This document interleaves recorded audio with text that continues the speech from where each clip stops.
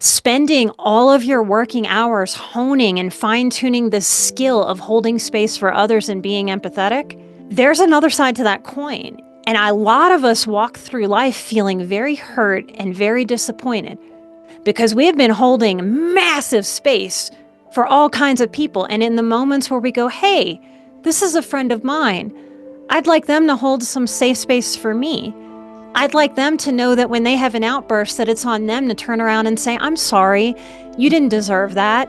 That was me having a hard time managing what I need to manage for me. I'm sorry that you got in the line of my fire. So I think there's a deep disappointment that we can feel as helpers and healers because there's been such an imbalance, frankly. Hello, everyone. Welcome to the Call-In Show. This is Emotional Badass, where Moxie meets Mindful.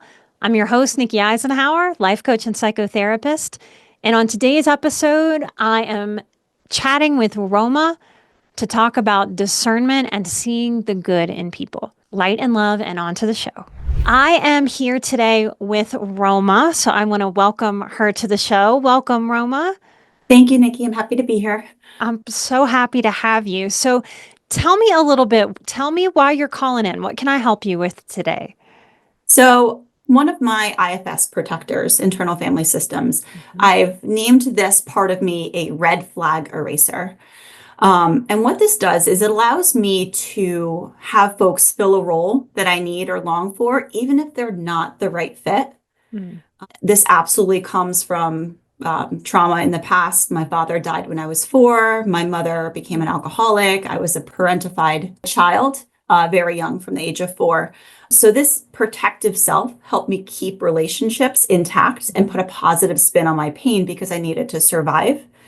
But it also has helped my career. So I have 10 years of being a psychiatric social worker. So I needed a lot of empathy, a lot of loyalty to my patients. And more recently, I've become a certified Gallup skills trainer and coach. And for your listeners that are not familiar, it's a skills-based, strength-based coaching style that uses a client's natural talents to help them meet goals and kind of, get what they want out of certain situations. But during that certification, I learned that my top 3 talents are positivity, empathy, and developer. So I'm just naturally am positive. I naturally have a lot of empathy for people. I naturally want to fix people, and I have that loyalty. So this protective self is sometimes a superpower and sometimes a kryptonite. So my question for you is, how do I keep it when it's helpful, and how do I work against my natural talents when actually it's hurtful and I need to be more self-loyal?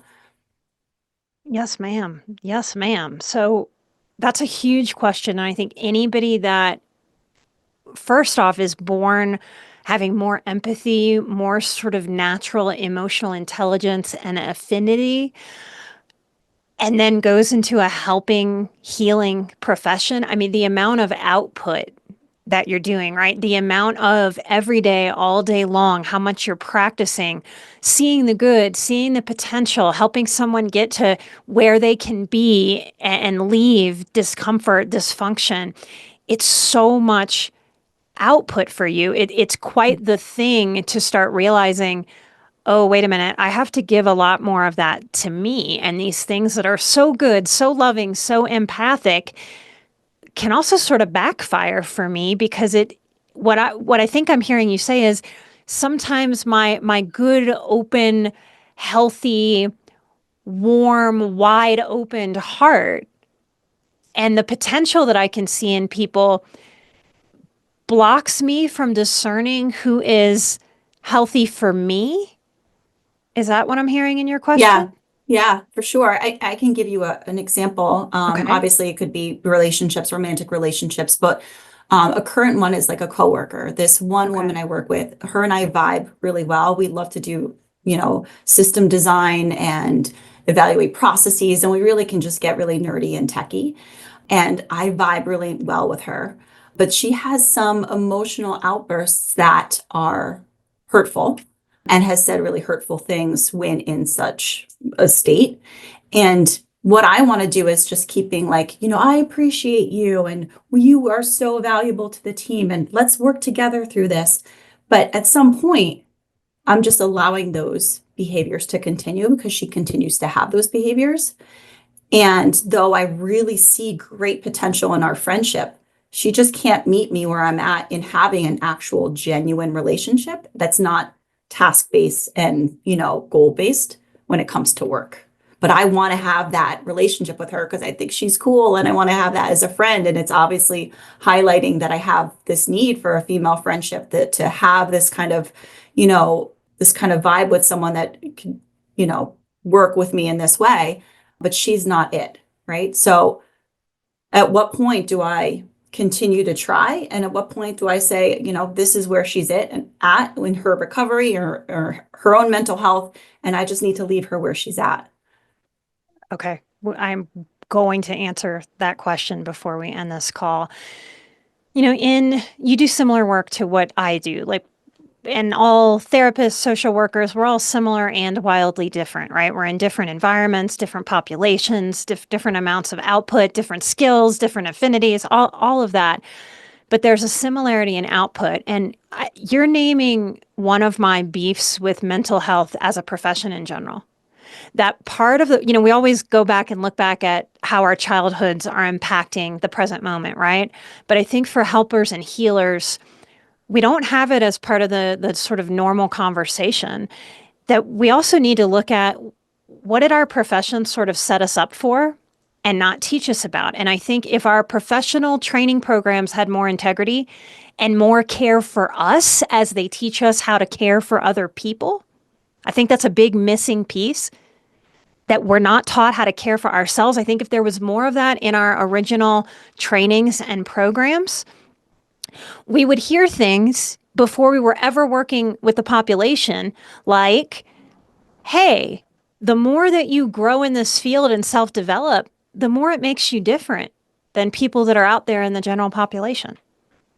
Being an awakened person, spending all of your working hours honing and fine tuning the skill of holding space for others and being empathetic, there's another side to that coin.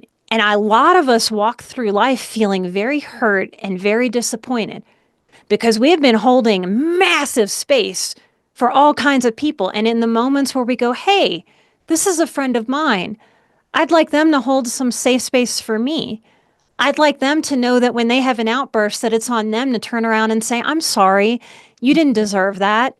That was me having a hard time managing what I need to manage for me. I'm sorry that you got in the line of my fire. Mhm.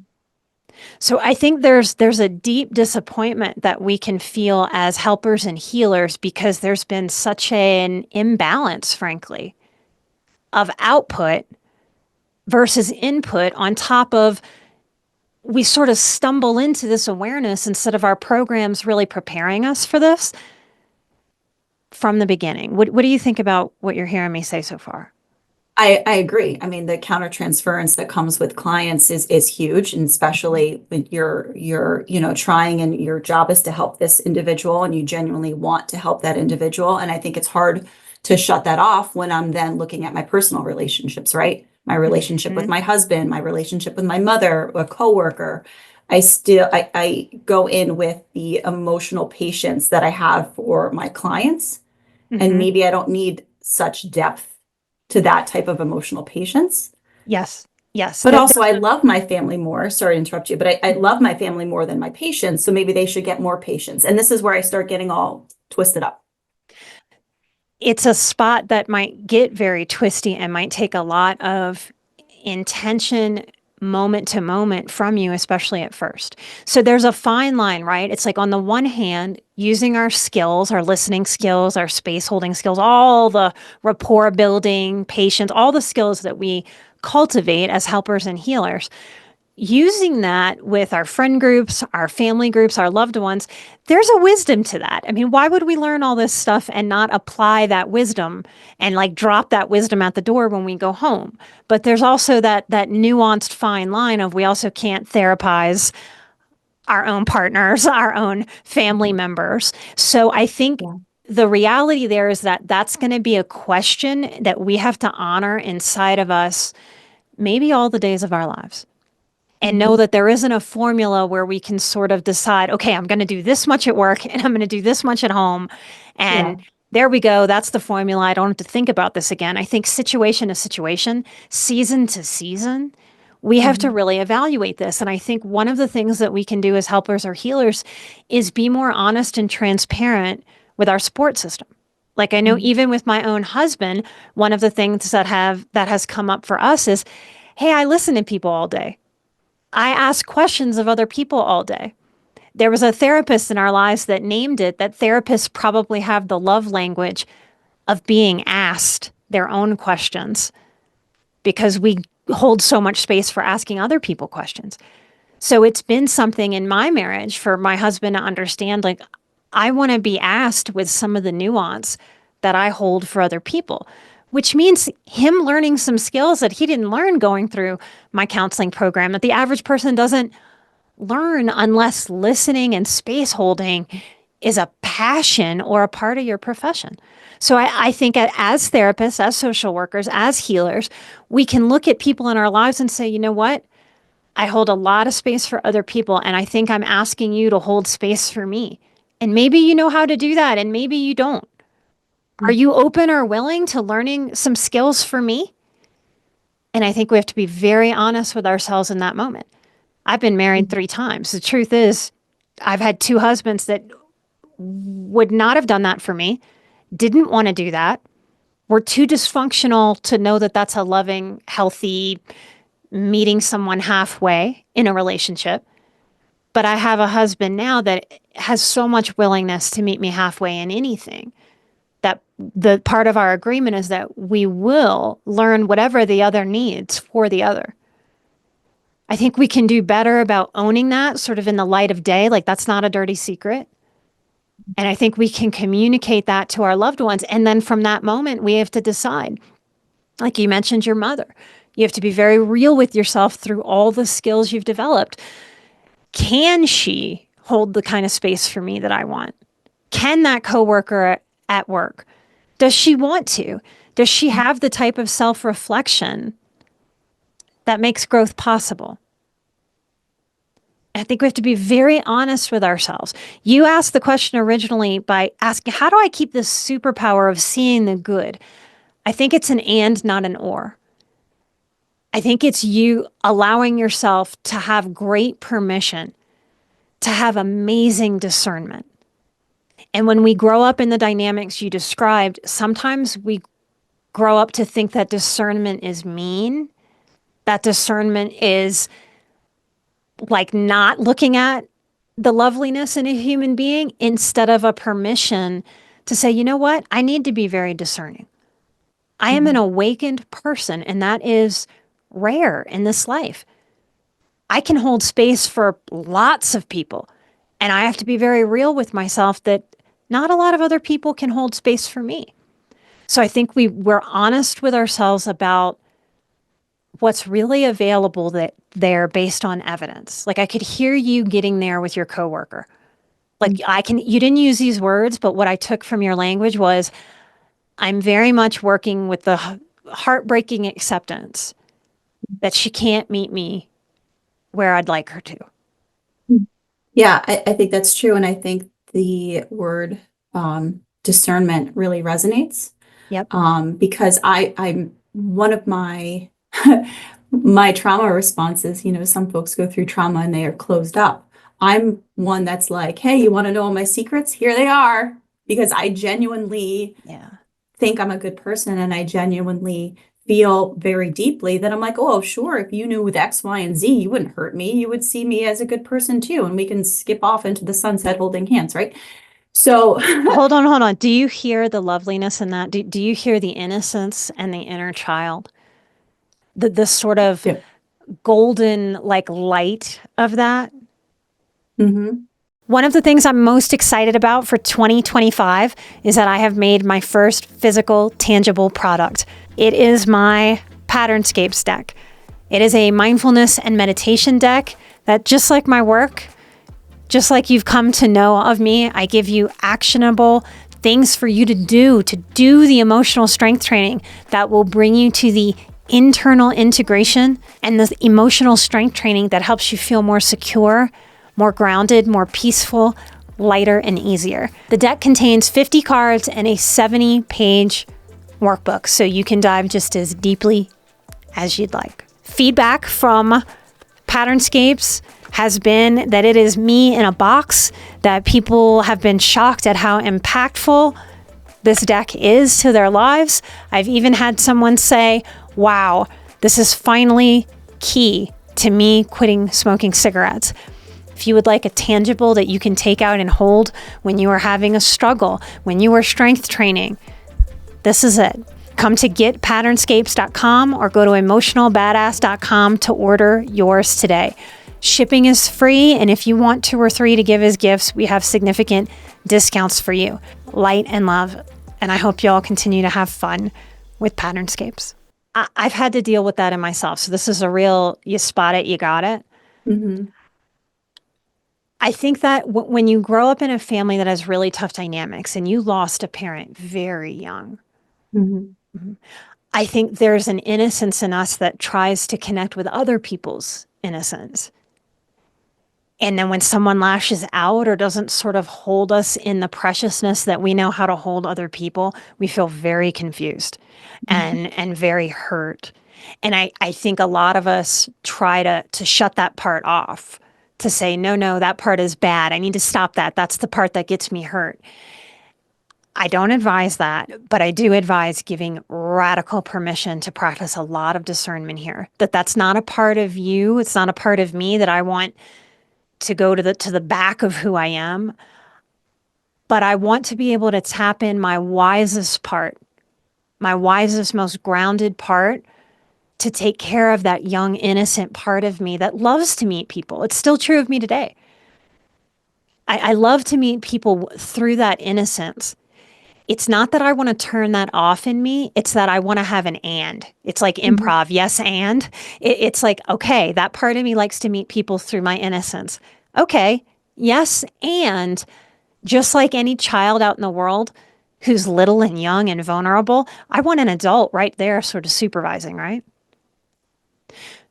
We get to supervise this for ourselves. So I want to tap in my wise woman to see my inner child in that moment and say, yes, sweet little Nikki. Yes, sweet little Roma. It's okay to meet people like that. And the grown up part of us gets to have some real discernment. And we get to see this person in their full form. And we get to know that a hard truth is that it's probably going to be very rare that someone has spent as much headspace and heart space in this type of awakening. Feels lonely. Yeah, it is lonely. It is lonely. And I think there's a lot of advice out there that just sort of has a pull yourself up by the bootstraps. Just go out there and meet more people and keep meeting people and keep meeting people. There's a wisdom to that. There's a time and a place for that. But I think in the nuance of the question that you're asking, there's also sitting back and validating and acknowledging how hard this is, how sad this is, how unprepared for this our programs let us be by Mm-hmm. not naming this as almost a certainty of what will happen if we're good at our jobs. Mm-hmm. What are you thinking or feeling? I I am feeling that, that part of me that genuinely can feel things deeply and has compassion for other people and wants to really just, go right to the emotional source of things is a really strong and important part of me, and I don't want to shut that off. Mm-hmm. But I'm learning that not everyone gets to see that part if they're not going to meet me with the same level of depth or at least respect, right? So even if Yes, I share that and someone respects it but can't get to that depth, that's different than someone that continues to be hurtful or abusive yes, after I share that depth. yes. And frankly, with what you're saying, you're probably looking for people that have a very strong maturity. And anybody like in your coworker that lashes out like that, like we all lash out sometimes, right? Mhm. It's not about never lashing out. It's about what do we do to repair after that? How do we own that? And I Hmm. think you're looking for people who can look at you and say, I'm sorry that you had to witness that. That was frustration I was having. That wasn't frustration that should have been directed at you. And I think it's a very heartbreaking discernment to be a very mature soul and look out at the population and have to realize, oh my goodness, we're having a real immaturity problem in the population. Yeah, so just to reflect back in summary, this protector part of me that, tries to ignore red flags and kind of Mm-hmm. just tries to stay positive and help people. I could always have that awareness, but it's my discernment on acting on seeing the whole picture and how much I expose myself to this individual is where I get to have my agency. It's where I get to have my decisions. Yes. And remember, too, like while those counseling rapport building skills are really great therapeutically for the other person when you're Mhm. having a session, they may backfire a little bit in real life Mhm. because the truth is a therapeutic training is also a training in holding yourself back, Mhm. being It's very, true. very directional or intentional with what you say and what you don't say. And when we're doing that with a client, we're holding space for them. And so if they lash out, if they're nasty, like we are holding space for that. It needs to be different in our personal lives. Mhm. And so I'm going to say something that might sound weird, but I'm saying it from an intuitive place. I want to encourage you to to trust when you need to say something in the moment. And that might be different than what you would do in session with someone. But if I'm picturing a coworker lash out at you, I would want to encourage you to say something like, "Hey, do you realize you just lashed out at me?" Or I have a lot of patience, but I really don't like when you lash out at me like this and it's turning into a pattern. Have you noticed that? Like you get to be protective of you Mhm. out in the world. You hold that therapeutic space when someone, your job, or that person is paying you to hold that space because there is a Mhm. cost to that for you. Yeah. It costs energy, massive energy. And so I want to just highlight you not making yourself work when you're not Mhm. working. Does that make sense the way that I'm saying it? Yeah, yeah. And I think prior to my clinical training, I was taught how to do this in my family, right? To put myself aside to be Yep. my mother's mother when I was 4 years old, right? Hmm. So part of this is kind of undoing that as well and kind of Hmm. going back and healing those initial, you know, trainings that I've gotten, for lack of a better word. Hmm. And there's healing historically, sort of mentally, but there's also developing the muscles Mhm. that will help you now. And the muscle that I want to encourage in you is speaking matter of factly when you're not in session. Yeah. That's where you can use your observational skills and you can use skills of not taking it personally, but you get to name what's going on and what's affecting you in the moment different than you would in a session with somebody. And then also comfort myself because it does mean that if I'm allowing people or I'm having the discernment that certain people shouldn't be in certain roles, Yes. that there might be some loneliness in there. There might be some Yes. loss of relationships. And I think that's what was always hard for me in the personal world is I just wanted to have that relationship. And I felt very scared to not have, as a child, all I had left was my mother. So I had to That's right. take everything that she had because that's the only mother I had. Right. Yep. So, language for you, for your inner child, that could be very powerful is like I'm doing hand on the heart, hand on the belly right now, is you talking Mhm. to your inner child and letting her know, I deeply understand why we have held on to everybody no matter their bad behavior. But it's safe now to let go because, sweet little girl, you have grown up me always, always, always. And if anybody leaves us because they can't handle that we're pointing out that they're treating us poorly, that they can't, like a grown up, say, oh my gosh, I didn't realize that, or thank you for pointing that out, or I'm sorry, I need to do better in that regard. Please forgive me. If they can't do that, then they probably can't be a good friend to you. And you can be a good friend to them. But that becomes the question. Roma, it's a question I've learned I must ask in my personal life. And I've accepted, and it might sound arrogant. It's not an arrogance. It's growing from low self worth to a confidence when it comes to relating instead of a sense of lack with people, of me honoring for myself. There's a lot of people that would like to be my friend. And I say no to a lot of those people in recognition of they don't have the stuff to show up and be a very good friend to me. And I get to look for that as a grown woman. I get to discern that. I get to assess for that. Because it's one thing to be lonely when we are singular, it's infinitely lonelier when we are together with someone feeling lonely. Yeah, I think that makes a lot of sense. And there's an embodiment aspect to this too, right? How do I feel with people that are actually safe and Mhm. can go to these depths with me, or at least can honor my depths, as opposed to folks that I'm coaching outside of my my business to Mhm. be better people, which maybe Yeah, isn't part of my job. that's right. Well, the difference there is that people are showing up to you saying, help me be a better person. Mhm. If everyone lived like that, you wouldn't have called me with this dilemma. But that's kind of what you're learning how to deal with inside of yourself is that we're sharing the planet with lots of people who don't value betterment or growth or self development or personal responsibility. And nobody's ever told us directly, what the hell do we do with that? It's hard. You haven't used this word, but I want to ask, do Mhm. you feel guilty if you let yourself sort of assess or discern what might not be great about somebody?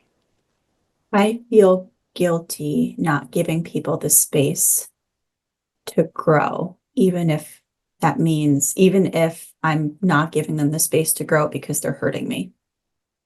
Okay. Does that make sense? Yes. And it tells me that there's a belief system there that needs some tweaking because guilt's about feeling wrong, doing something wrong. And that's there to motivate us to, like, if I step on your foot, that guilty feeling is there in the human condition for me to say, oh my goodness, are you okay? Did I break your toe? Do you need some ice? Like, that's part of how we are biologically wired to be tribal and social and connected. But if you believe by having some boundaries or some limits or by saying no to someone's bad behavior that's thrown in your direction at you, then you're having like an over guilt. Mm. And that comes from that childhood dynamic of losing a parent and then having to be parentified and kind of absorb whatever your mom was offering or going through. Mhm. And you don't have to absorb that anymore for people. So it might be some space to look at and to journal and go, what's going on in my belief system there? That I believe I have to be the giver of space for them to heal. They can still grow, they can grow away from you. A few years back, I broke up with a woman that I was trying to be friends with because she just could not hear the message that she just kept throwing chaos my way. I said, no, I need peace and I can support you, but you're bringing some chaos. And I asked her to adjust that. She really couldn't and wouldn't. So at a point, I said, like, I don't want to be friends with you anymore. It's very hard to do. But it was also an important moment in my life to say, hey, I matter. And I have to be the one that manages these boundaries. And I have to be the one that teaches people how to treat me. And if I ask once and I ask twice, and I'm getting this vibe of like, whatever, I'm going to keep doing this no matter how it feels to you, then I have to help myself find the space that I need. You know, what's also crazy is this is what I train people, right? I teach people every day. You train people how to treat you, Hmm. right? So I can send the message, Hmm. but walking the walk is infinitely harder when I'm trying to. Yep. Well, and it's identity, right? It's like you've walked around cultivating this identity of like, I am captain, helper, captain, space holder. Mhm. So if you Yeah. start going, hey, wait a minute, you lashed out at me. It's not okay with me. Then you're going to change at the level of identity. This is part of why we don't change some of this stuff, or part of why we feel so much resistance or so much guilt that just keeps us being the same instead of allowing for change and growth. The real truth is, like the first few times you do this, you're probably going to feel like a big old a-hole. Your inner child is going to be like, what are you doing? Like, you're going to have the reputation of being some kind of hard ass. Mhm. Like, who even are you? And so it takes some real being able to what I call stay with yourself. Mhm. And you hold you and you give yourself the healthy messaging. This is long overdue. It is not okay for us to continue sweeping things under the rug when they happen right in front of our face. We get to name that. And this is very important based on how we were raised. I'm thinking, and obviously I'm going back to the academic part of me, Mhm. that this protector self, if I gave the red flag eraser a little bit more room to maybe not erase all the red flags and Mhm. just notice it, but not, you know, turn away from self-loyalty. Well, you might have to change the name of it. I might So have to change the I'm name. saying this very intentionally. Yeah. Protector. What is this part? Isn't protecting you from shit. No, no. It's protecting me from the loss of relationships that end up hurting me. So it's not actually protecting me. So Mhm. where else can that energy be used more positively if I refocus it? There you go. Yeah. How does that feel? Feels like I can breathe. I can feel like I can do a little twirl in my dress in happiness. Well, um, there you go. So yeah. that's a good cue in you because I think for lack of a better way to say it, when you give yourself a healthy sort of right message, it has a twirling the skirts Mhm. feeling to you. Mhm. So notice when you feel tight with people, like maybe tight in your chest, Mhm. constricted, kind of glued to the chair. That might be its own cue to say, wait a minute, what's going on here? Mhm. Yeah, that makes a lot of sense. All right, so you tell me what are you going to take away from this call? How was this for you? I think it's really helpful to be able to take things that I know and I understand intellectually and apply it to myself and give myself the space to know and acknowledge it's been very recent that I've acknowledged that I'm a trauma survivor, if you will. I mean, losing a parent is a capital T, but I was always like, oh, it's no big deal. I was only 4, no big deal. I don't need anything. But all of that was a red flag eraser of myself, right? And Yes. as I'm getting older, I'm noticing how intensely I have been impacted as a child and as an adult in romantic relationships and career relationships and my relationship with myself. And I think being able to acknowledge it and not, shove it in a corner, but acknowledge it and know that it's a part of me, but I have the ability to discern now as an adult which direction I go and what my behaviors are and how I set up my relationships. And I'm not this little girl who just needs to hang on to the one parent she has left with dear life for dear life. Um, and there is some trust in the universe that when I start having healthy boundaries, that new people will show up and I get to form new relationships and set new kind of social circles. All of that feels a lot more exciting, but it definitely will be a daily, if not some days hourly thing that I need to intentionally remember. Yeah, I promise you it'll get easier. It will integrate into who you are, and the discernment we talked about today will become its own protector. Mhm. A real protector this time. Yes, yes, yes, yes. And if you need this little piece, it's like, so I live in the Rocky Mountains, right? And so I'm surrounded by bear and moose and animals, and I think a lot about how they meet each other in the forest, in the mountains. And I don't think there's an animal out there that meets another animal on the road with the kind of openness we shared that we meet people with. So I look at animals a lot as a source of permission. It's like, it's not mean, it's not cruel, it's not close hearted, it's not dark, it's not skepticism, it's not negativity. It's every animal on this planet gets to assess and discern when it comes across another animal. Are you safe for me? In a way that is very, very natural and reasonable. And you get to do that too. Yeah, that's a great perspective. It Thank, normalizes it for sure. that's right. That's right. That's right. Such good work, madam. I can tell how hard you've worked on yourself and how much you must be such a boon to helping people that come to you. Thank you for the work that you do. Thank you, Nikki. You are so welcome. It was so nice to connect with you today. I'm sending light and love. I want to very much thank Roma for being willing to come on the call-in show.